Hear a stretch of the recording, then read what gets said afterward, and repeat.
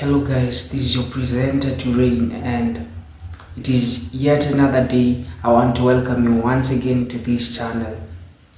I feel welcome to this platform, and in today's session I have a video here that I want us to share our views on it. And it is very disheartening to see this. The moment I came across this, I really felt it inside my heart, and it is also breaking so much because even now, seeing that that's what happened during that time, and it is still going on because nothing has ever been done to counter that. Instead, whatever that was done during that time, it has evolved to a different form, and it is very painful, something I want us to talk about.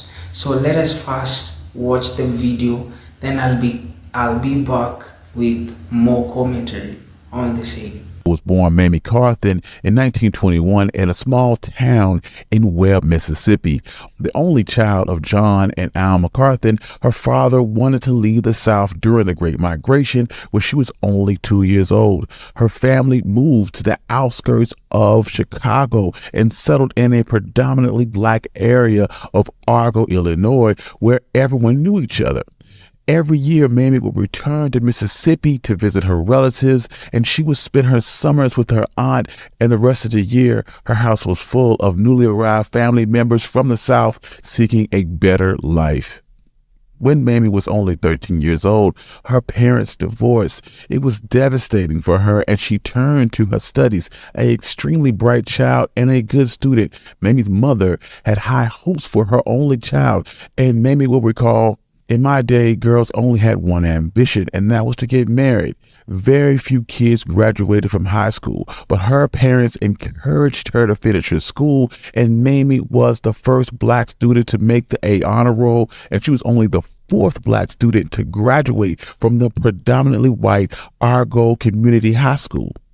After graduating high school, she met a fellow from Madrid, Missouri named Louis Till. He worked in the Argo Corn Company and was an amateur boxer and extremely popular.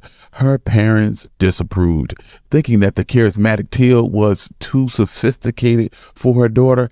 At her mother's insistence, she broke off the courtship, but the heart wants what the heart wants, and soon they were married in October 14th, 1940. They were both only 18 years old. 9 months later, they had their only child, Emmett Louis Till, who they nicknamed Bobo. When Emmett was only a few months old, Mamie filed a court order against Louis Till as an abusive husband. The judge gave Louis two choices, either jail or join the army, and Louis chose to join the army. In July of 1945, Louis Till died, and the army sent Mamie his only personal items, which was a ring with his initials. 3 years later, she would receive a letter from the Department of Defense informing her, without any explanation at all, that Till has been executed in Italy due to willful misconduct. From that point on, she never spoke of him again, but she saved the ring. When Till was a teenager in 1955, Emmett's uncle Moses invited him to visit Mississippi for 2 weeks. His mother agreed only after they had a serious talk about the differences between Mississippi and Chicago. Even though racism existed in both places, the rules for African Americans was much stricter in the South. Mamie recommended Till avoid white people altogether, and the 14-year-old Till stated that he understood. He packed his father's ring so he could show his cousins and headed for the train station. Mamie said that they hugged for so long that Emmett almost missed his train. It would be the last time that she would see her son alive. Till arrived in Money, Mississippi on August 21st, 1955. Moses Wright was a sharecropper, and Emmett spent most of his days helping with the cotton harvest.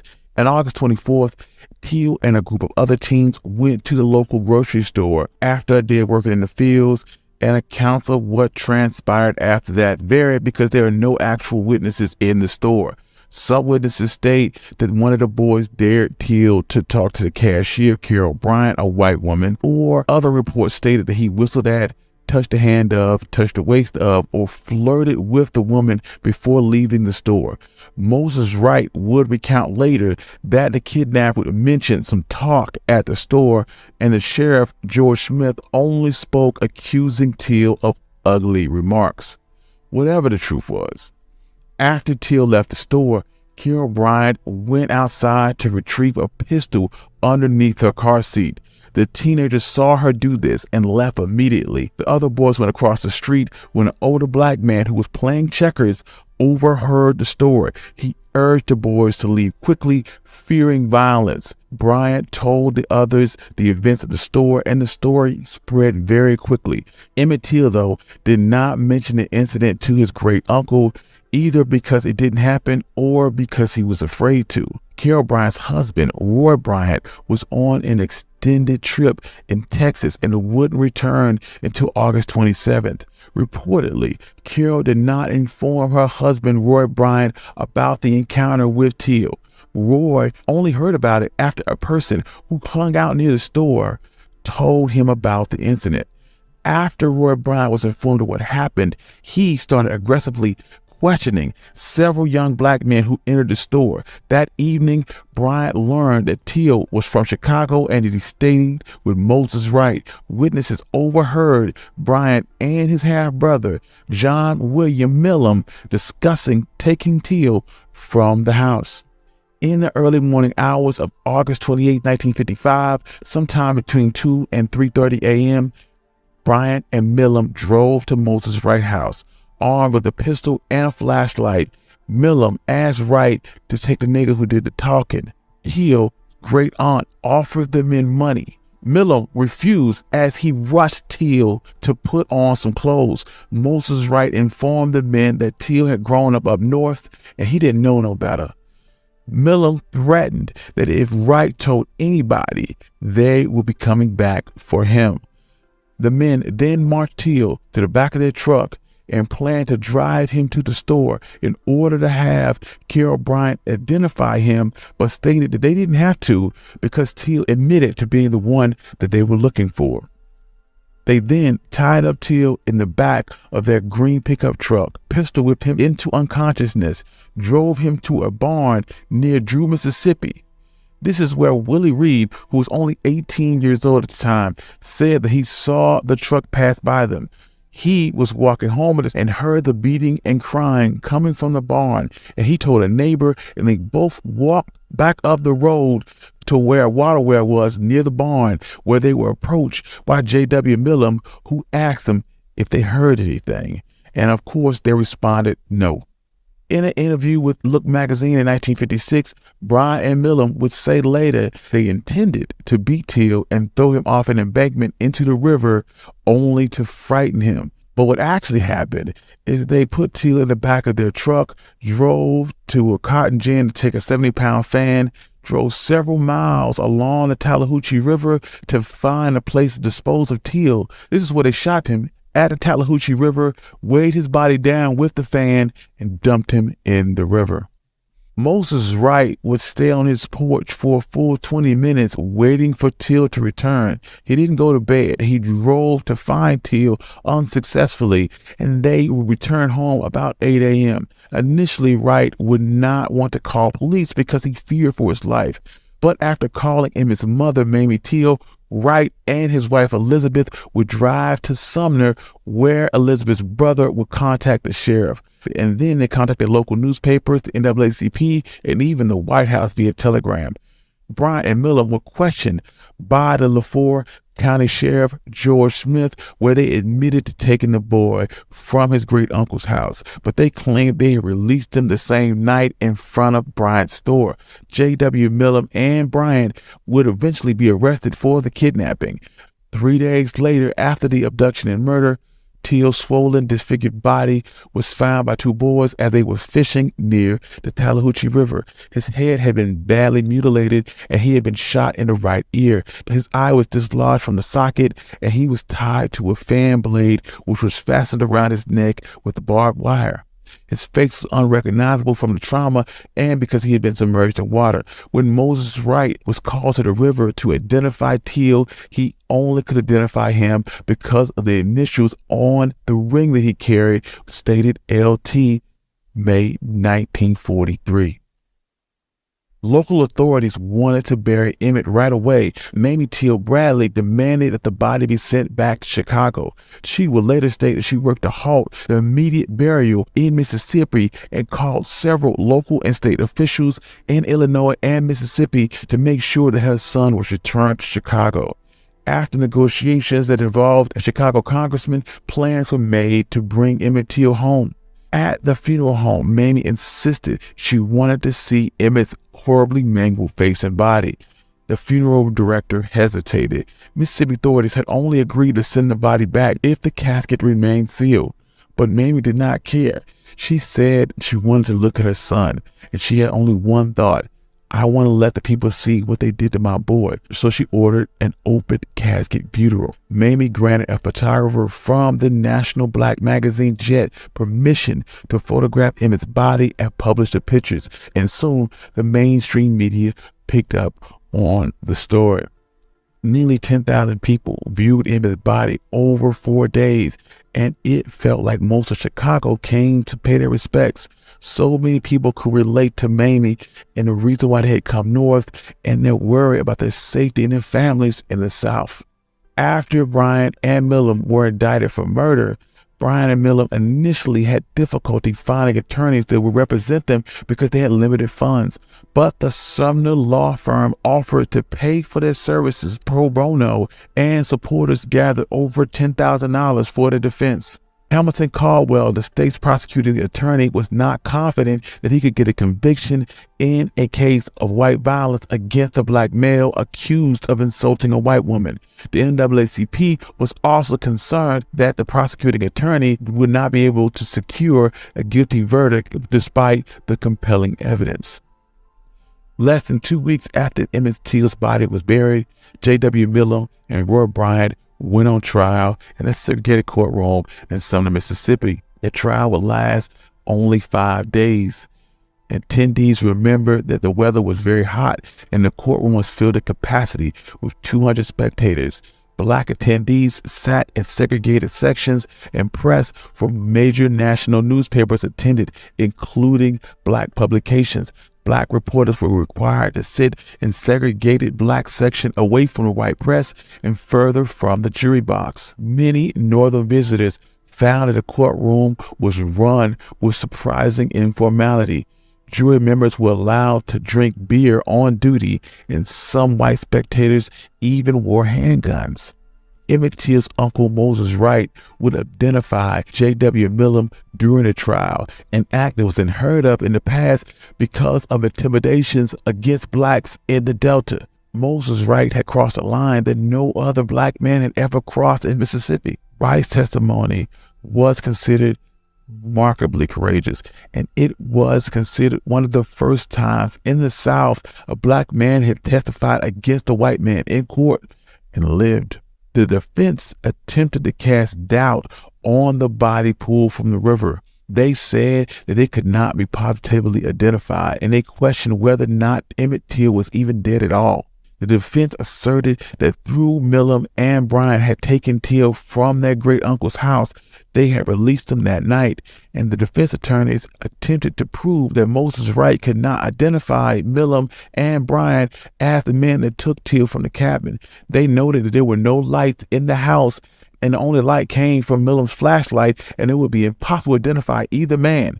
The thing is, Milam and Bryant confessed themselves to taking Till that evening, and Moses Wright said that he saw J.W. Milam very clearly. Mamie Till Bradley would also testify that she had instructed her son to watch his manners in Mississippi, and if there should come a situation, he should ask for forgiveness from that white person.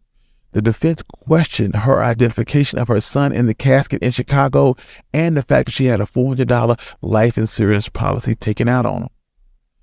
As the trial progressed, Tallahatchie County Sheriff Clarence Strider testified for the defense to his theory that Till was still alive.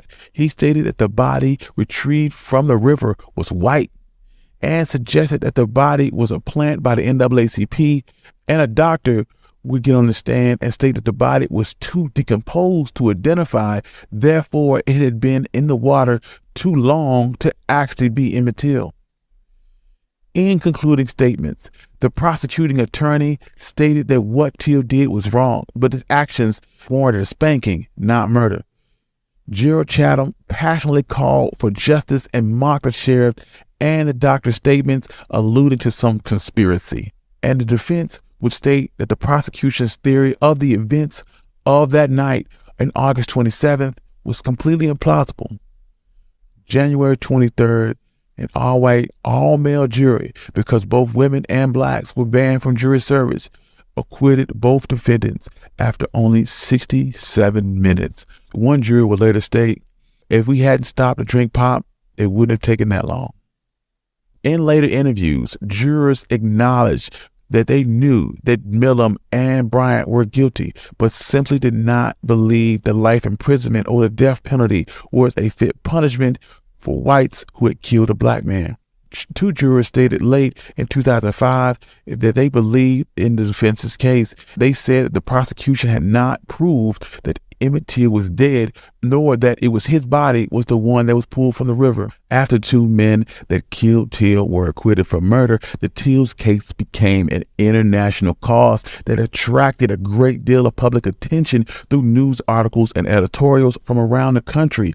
In Europe condemned the verdict, and Mississippi, and with the international firestorm, black leaders and Mamie were hopeful that Till and Bryant would at least be punished for the kidnapping by the state. But just weeks after the grand jury met, Mississippi Senator James O. Eastland dug up information on Louis Till's past and leaked it to the press. It stated that the U.S. Army had executed Private Till in Italy in 1945 for raping two Italian women and killing a third. And this set the idea that Emmett Till's behavior ran in the family.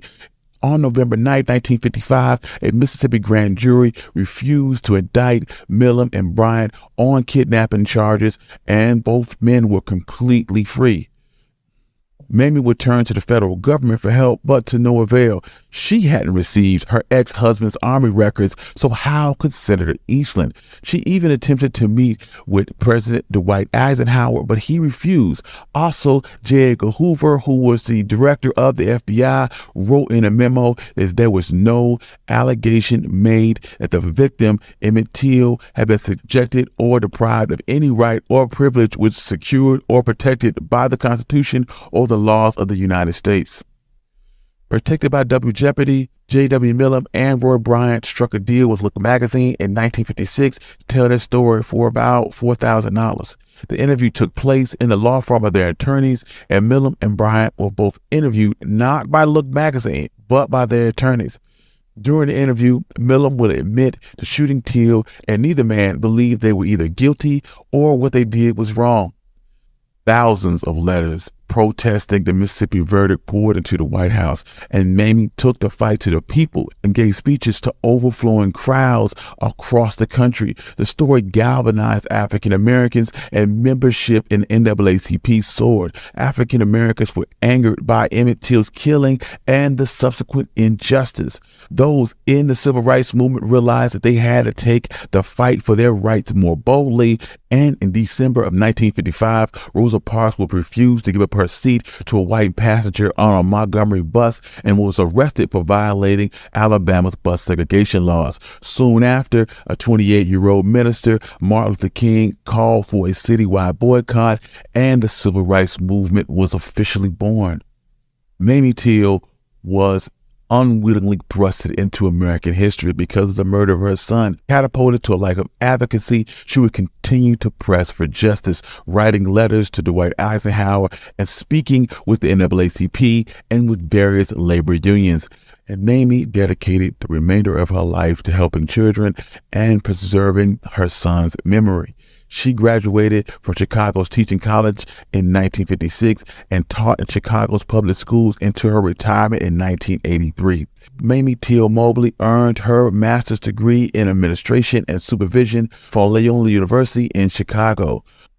More than 30 years after the death of Emmett Till, the story would find renewed national interest. Filmmaker Stanley Nielsen would interview Mamie, other family members, journalists, and eyewitnesses who remembered what happened in Mississippi all those years ago. Mamie Till was also working on her own memoirs, and just 2 weeks before the national premiere of The Murder of Emmett Till, Mamie Till Mobley would die of heart failure in a Chicago hospital January 6, 2003. She was 81 years old. The Federal Bureau of Investigations would reopen the Emmett Till case in 2004. Although Milam and Bryant were long dead, agents sought to obtain conclusive evidence to Till's final hours and whether charges could be brought up against anyone still living. The FBI said that the statute of limitations had run out on any potential federal crime, but the FBI worked with state legislators to determine if state charges could still be brought. The 3-year investigation in which Till's body was exhumed and completed autopsy did not lead to the filing of criminal charges, but it did uncover a deathbed confession of J.W. Milam's brother, Leslie, who admitted to his own involvement in the kidnapping and murder. February 2007, a Mississippi grand jury declined to indict anyone, and the Justice Department announced the case was closed. The FBI in 2006 began a cold case initiative against racially motivated killings from decades earlier. A federal law named the Till Act allowed for the review of killings that had not been solved or prosecuted to the point of a conviction. The Emmett Till Unsolved Civil Rights Crime Act requires the Justice Department to make an annual report to Congress.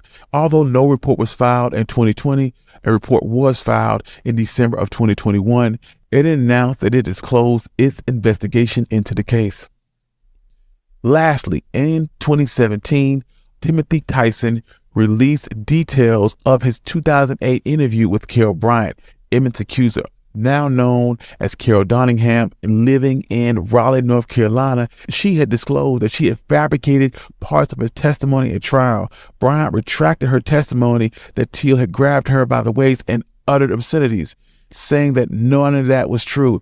Bryant also stated that she couldn't remember the rest of the events between her and Till in a grocery store, but did state that nothing that boy did could ever justify what happened to him. It is very painful. And the story of Emmett Till is one of the most haunting examples of systemic racism, especially in the American history. It's not just about a 14-year-old boy who was lynched, but it's about a society that allowed it to happen, a legal system that acquitted his killers, a culture that justifies brutality, a nation that takes decades to acknowledge guilt. Let us agree, Emmett was just a child, a boy with a wide smile, a stutter, and love for jokes like any other child in any part of the world can be. He had his whole life ahead of him. But in America, black children never have that luxury of innocence. His murder wasn't just an act of 2 white men. It was the product of an entire system built to protect witnesses at any cost. A system where mere accusation of a white woman was enough to end his life. A system where his mother, Mamie Till Mobley, had to make the horrific decision to show his mutilated body to the world, forcing America to look at its own reflection. And let us all agree, the system is never on the side of the blacks, but gives priority the whites. And the most infuriating part is that the system didn't die with Jim Crow, because the same racism that killed Emmett Till is the same racism that killed Trayvon Martin, Tamir Rice, and the countless others. And the same courts that let his killers free are the same courts that do not hold police accountable today. And the same lies that are weaponized against that were weaponized against him during that day are the same lies weaponized against the black folks today. So Emmett Till's story isn't just history, but it's a warning. And I somehow feel that this is a history that should be written in books and introduced in the education system. Let the kids learn about the enemy that they are facing. Let them know of their past and what to expect in the near future. Let that be in the schools, that the white kids, the black kids, let them see. Let us see the enemy. Let them learn about the enemy. That's when we are going to end this systemic racism, because we have to get into the roots, and find what's the cause of this. It is the system. So the system has to change the way it performs. The system has to change things in order for this to stop.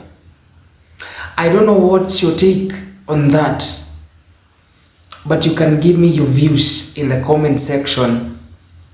And if this is your first time in this channel, I greatly appreciate your time here. And please, you can consider supporting us, man, by subscribing to our channel, giving us a like, sharing our content. We will appreciate. This marks the end of this session. Remember one thing, we are strong together. I'm hoping to see you in the next video. Goodbye.